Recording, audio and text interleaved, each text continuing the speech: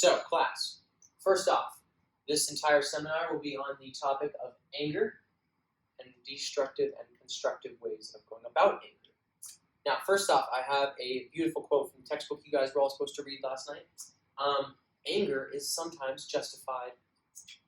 It is a definitely very interesting concept that will be something I hope that by the end of this you guys will be able to grasp. Hold on. How on earth would anger ever be justified?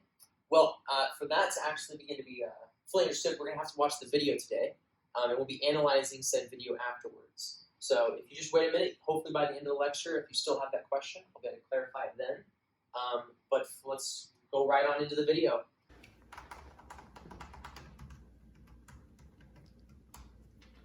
Thank you for contacting Movie Maker. My name is Tommy. This call may be monitored or recorded for quality assurance purposes. If you'd like to opt out at any time, just let me know. And what is your name? Yes, hello. My name's Quinn Morrissey. How are you, Quinn? I'm actually pretty frustrated. Oh, I'm so sorry to hear that. What's going on today? I lost my product key for Movie Maker 7, and I was wondering how I could get a new one. Oh, that's not a problem. The product key is actually tied to the email you purchased it with, so if you know that, you can just plug it right in and there shouldn't be a problem for you. Well, can you please tell me what that email is? I actually don't know since the product comes from your account. If you'd like, you could go to accounts.moviemaker.net and try a couple logins from there. One of them should work for you. Come on, man. Are you kidding me? I have like 15 different emails. I've probably forgot my password by now.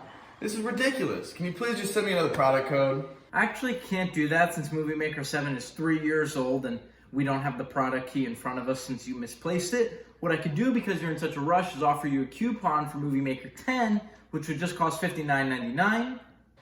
Can you please just send me another product code? Come on. And no, I completely understand that, but due to the fact that you don't have your product key, nor do you want to try your emails, and the product is 3 years old, I can't really do anything because we don't support it anymore. We're actively supporting Movie Maker 10. I can get you my supervisor, but he would just tell you the same thing I'm telling you because I do know what I'm doing at my job and I keep everything organized, unlike somebody like you. How dare you talk to me that way? You're ridiculous and disrespectful. You better give me your supervisor right away. I'm getting a free product out of this, you stupid buffoon! Sure, I'll get you over to my supervisor right now. Let me just put you on a brief hold.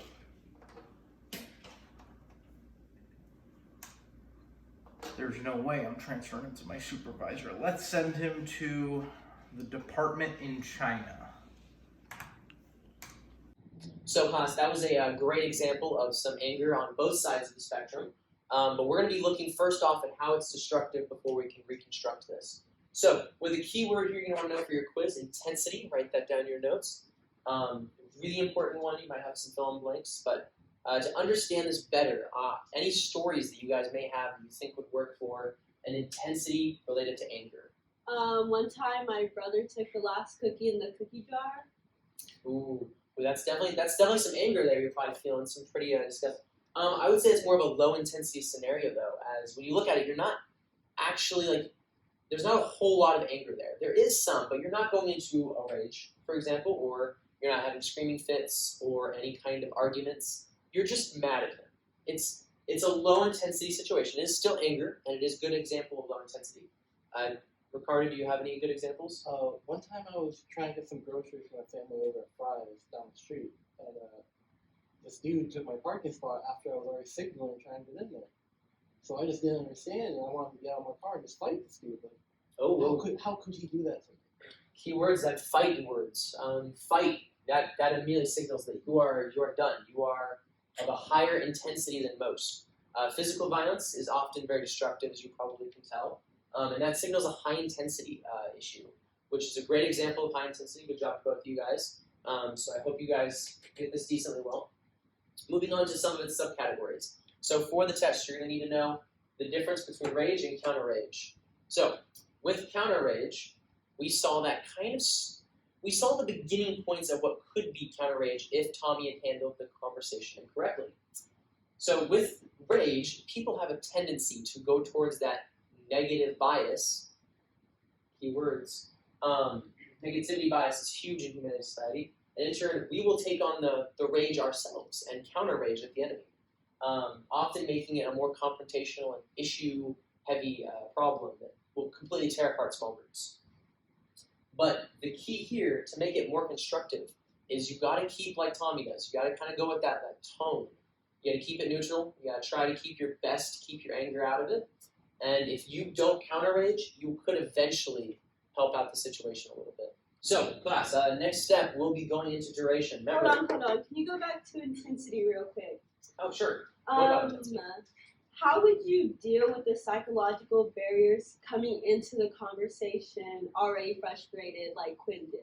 Oh, wow. I like the use of the vocab words. So, good point from another chapter there. But when it comes to Quinn, as you probably saw him in the video start out saying that he was already agitated from the day ahead. That is a very big issue. Often people will come in with that, and it can be hard to deal with. It can really cause a lot of issues because they will put up a lot of psychological barriers. But once again, you're going to need to wear those down probably over time with a good tone and just be as positive as possible. Use that 5-to-1 ratio whenever you need to. And just remember, don't go into a counter rage. That's the best thing you can get for that because people can be very shut off and closed off with those psychological barriers and rage. But good question. So on to duration. Sorry.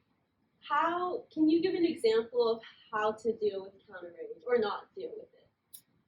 So how to deal with counter rage. This is something you're going to have to get good at yourself. It's said in the chapter as emotional intelligence. Having the high levels will allow you to not just help yourself, but know how to help other people's rage.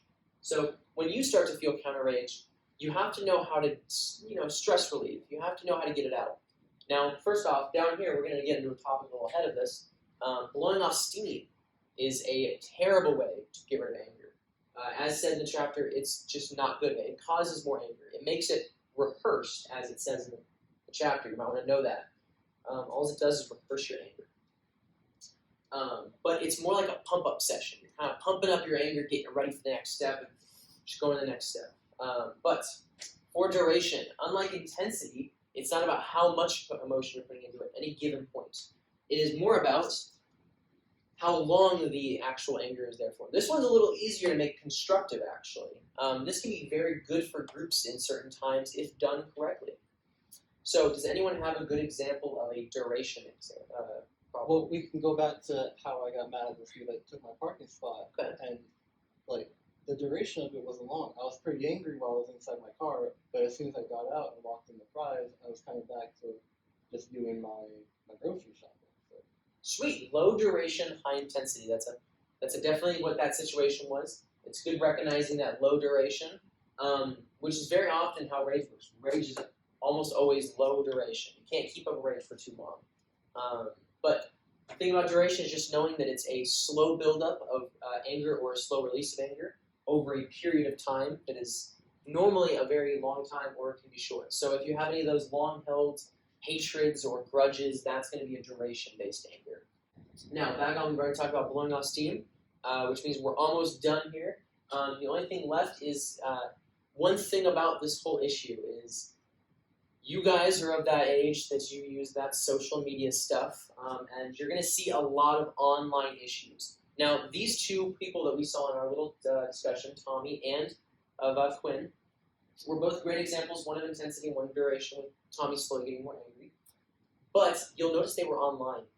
Online causes a lot of issues. As soon as you lose those facial cues, you start to lose a lot of that ability to show empathy, which is why Quinn probably threw off he was just gone so quickly.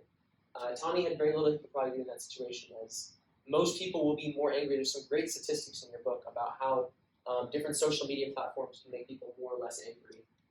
But I think that's about all the time we have for today. So class dismissed.